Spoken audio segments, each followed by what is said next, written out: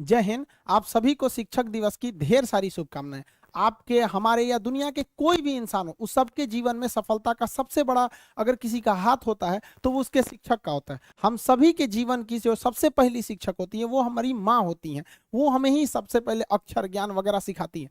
सबके सफलताओं में शिक्षक का, अलग अलग शिक्षकों का हाथ होता है। वो नर्सरी से लेके हमें पूरे हायर एजुकेशन तक पढ़ाते हैं। आज के दिन हम अपने सभी शिक्षकों को हाथ जोड़कर नमन करते हैं, जिन्होंने हमको इतना पढ़ाया लिखाया, जो आज हमको काबिल बनाया।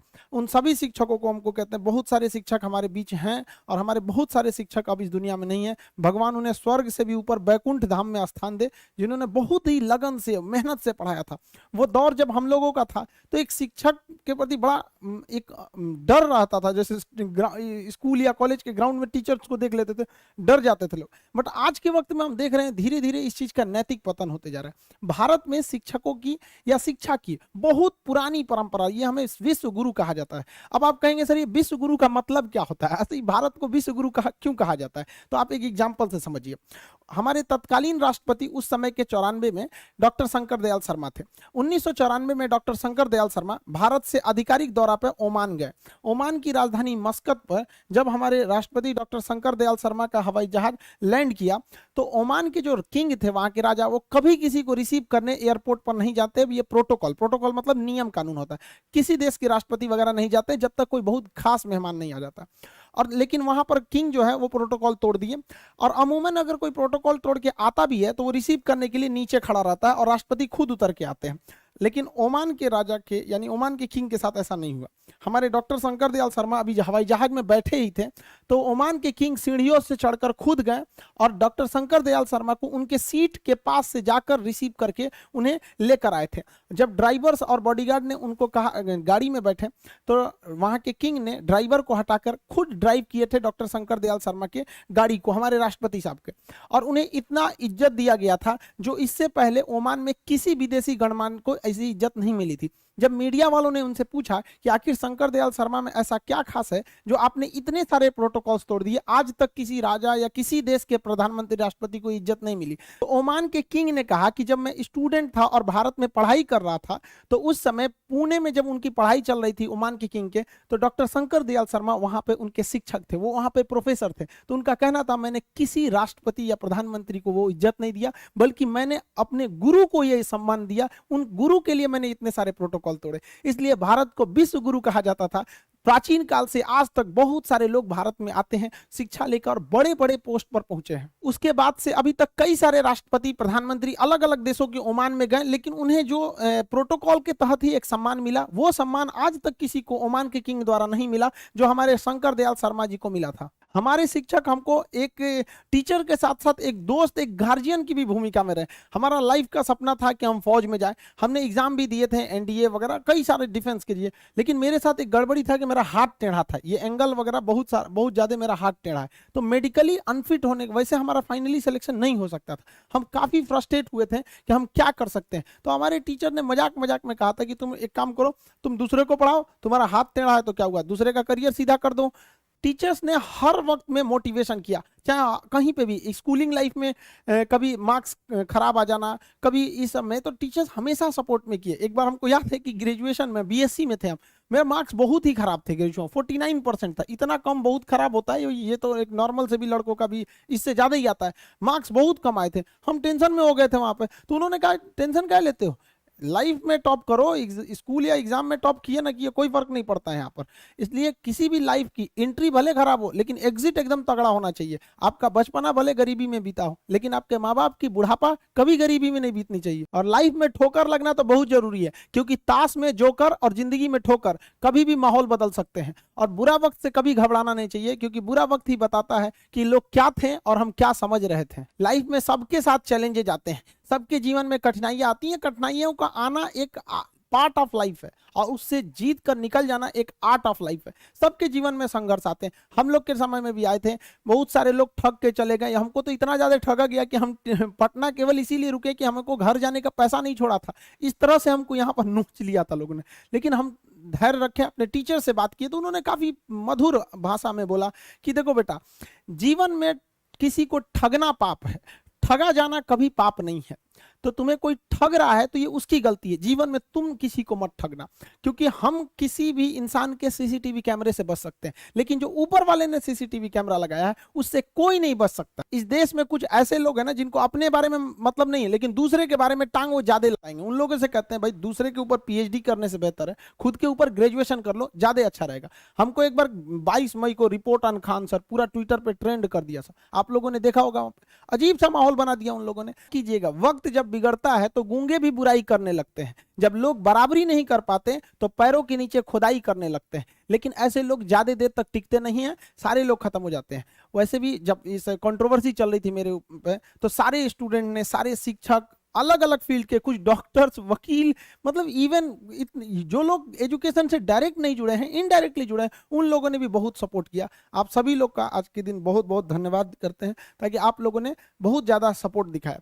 टीचिंग में क्या है कि भाई देखिए, बहुत हम सब की टीचर्स की अलग अलग कोचिंग्स हो सकती हैं, अलग अलग सब्जेक्ट हो सकते हैं, बट सबका ध्येय, सबका उद्देश्य एक ही रहता है कि ज़्यादा से ज़्यादा लोगों को शिक्षित किया जा सके, ताकि हर इंसान अपने फील्ड में आगे जा सके और व्यक्तिगत रूप से देश की भलाई में बहुत सारा काम कर सके। ऐसा नहीं कि किसी जगह पे सुधार की कोई गुंजाइश नहीं होती, हर जगह कुछ ना कुछ सुधार की गुंजाइश होती है।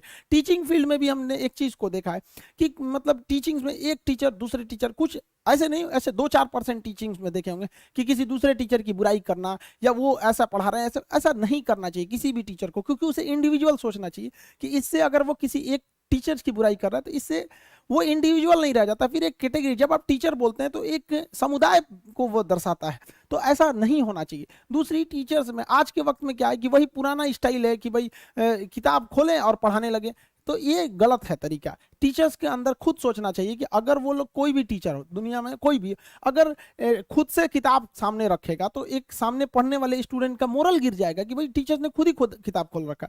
हम लोग जब पढ़ते थे तो एक चीज हम लोग के मन में एक चीज जरूर घूमता था, यार सर को इतना याद कैसे रहता है, क्योंकि हम लोग के टीचर ने कभी किताब नहीं खोला। वो अलग बात है कि आप कोई न्यूमेरिकल सॉल्व करा रहे हैं या कुछ भरवा रहे हैं तो वो एक मजबूरी है, बट जब समझाने का वक्त हो, एक फ्लो का वक्त हो, तो उसमें नहीं रखना चाहिए। ये सही नहीं है, क्योंकि इससे स्टूडेंट्स का क्या होता है, मोरल डाउन होता है। और स्टूडेंट्स लोग को भी कहते हैं कि भाई आपको क्या है कि एक टीचर का लेवल ऊपर होता है, स्टूडेंट का नीचे।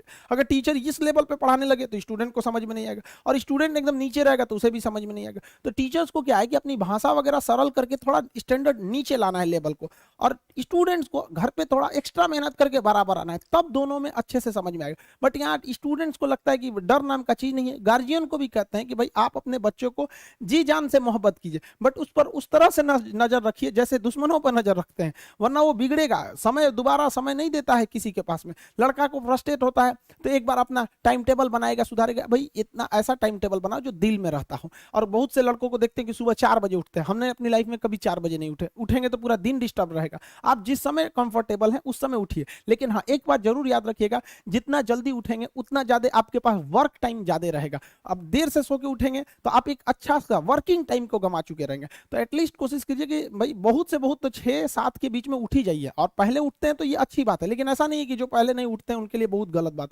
आप जितना पढ़ सकते हैं अपनी कैपेसिटी के हिसाब से ही पढ़िए। आपकी बॉडी 8 घंटा नहीं सस्टेन कर पा रही है, आप 4 घंटा ही पढ़िए, बट धीरे धीरे उसको इंक्रीज कीजिए। हर चीज के लिए होता है, आप अपनी बॉडी के हिसाब से किसी काम को करिए। आप किसी भी काम को अगर लगातार 21 दिन करते हैं तो धीरे धीरे वो आपकी आदत बन जाती है, और अगर किसी काम को लगातार 90 दिन कर देते हैं तो फिर वो आपकी दिनचर्या बन जाती है। अब आप डिसाइड कीजिए कि आप अच्छे काम को करना चाहते हैं या गलत काम को। जहां आपको कंफर्ट मिलता है वो रास्ता कभी भी कोई मंजिल को नहीं ले जाती है, क्योंकि मंजिल वाला रास्ता काफी चुनौतीपूर्ण भरा होता है, उसमें कंफर्ट कभी नहीं मिलता है। संघर्ष से व्यक्ति को कभी नहीं भागना चाहिए, क्योंकि जीवन में जो कभी संघर्ष से परिचित नहीं हुआ, इतिहास गवाह है, वो कभी चर्चित नहीं हुआ। और जिंदगी हो या व्हाट्सएप, लोग हमेशा स्टेटस ही देखते हैं। जीवन में संघर्ष का आना बहुत जरूरी है, क्योंकि फूलों की हिफाजत कांटे ही करते हैं, माली तो बहुत बाद में आता है। और रिकॉर्ड वो तोड़ते हैं जिनके रगों में खून नहीं बल्कि लक्ष्य पाने के लिए जुनून दौड़ता हो। याद रखिएगा, जिस समय आपका किस्मत साथ न दे, समझ जाइएगा कि आपकी मेहनत आपका साथ देगी। किस्मत एक लिफ्ट की तरह होती है, कभी भी धोखा दे सकती है, लेकिन जो मेहनत होती है वो सीढ़ियों की तरह होती है। चढ़ने में तो थकान देगी, लेकिन कभी आपका साथ नहीं छोड़ेगी, आपको अपने मंजिल तक पहुंचाएगी। और बुलंदी पे चढ़ने के बाद आपको घमंड नहीं बल्कि एक सुकून मिलेगा कि मेहनत जरूर किए लेकिन अपनी मंजिल तक जरूर पहुंचे। स्टूडेंट लाइफ की सबसे बड़ी खराबी किसी चीज को कल पे टाल देना। आज टीचर्स ने पढ़ाया, कल रिवाइज करेंगे, आज लिखे कल इसको सॉल्व करेंगे। कल पे कोई नहीं टालना चाहिए। जिसने ये कल किया या हमको ये करना चाहिए उनको तो असफलता फिक्स है, उसने असफलता की दहलीज पे पैर रख दिया। जिसने किया कल, दिन गया टल, जिसने कहा परसों, बीत गए बरसों, और जिसने कहा आज, उसी ने किया राज। जीवन में संस्कार का भी बहुत बड़ा मोल होता है। आप अपने विचारों से स्वतंत्र रहिए, लेकिन संस्कारों से बंधे रहिए। कभी भी अहंकार मत रखिए, क्योंकि आप कितनी भी बुलंदी पर क्यों ना चले जाएं, लेकिन याद रखिएगा आसमान में बैठने की जगह नहीं होती है। जो भी बुलंदी पे जाएगा उसको एक ना एक दिन, आज नहीं तो कल, उसको वापस इस धरती पर आना है। इसलिए बुलंदी को देखकर बहुत जल्दी घमंड में नहीं आना चाहिए, और हमेशा याद रखिए बड़े बुजुर्गों से मिलकर बैठना चाहिए, उनसे बातें करना चाहिए। बड़े नायाब होते हैं ये लोग, कुछ लम्हों में जिंदगी के तजुर्बे बता देते हैं। याद रखिएगा समय, सम्मान और विश्वास, ये तीन ऐसी चीजें होती हैं जो एक बार अगर हाथ से चली गई तो फिर दोबारा लौट के कभी नहीं आती। जीवन में सबके प्रति दया का भाव रखना चाहिए, और सबसे बेशर्म चीज अगर कोई इस दुनिया में है तो वो गरीबी है।